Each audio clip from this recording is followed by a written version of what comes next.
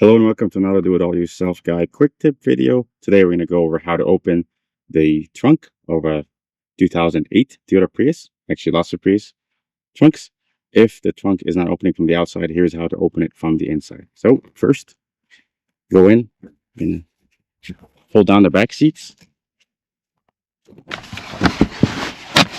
Remove the mat and then unlock the base of the back right there. Pull this up.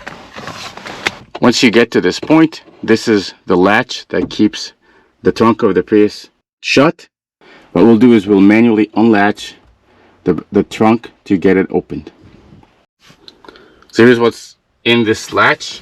Right there you'll see the latch. You just use your finger or a screwdriver, but we'll pull on this like that. We'll push on this up and you'll hear the trunk get unlatched. So all you gotta do is push on the latch right here, push it up, and you'll hear the trunk get open. And once it is, here's the lock. You should be able to push up on the latch right here and the trunk will be free to move. And that's how you open a trunk of a Toyota Prius manually. Hope you found this video helpful. Thanks for watching.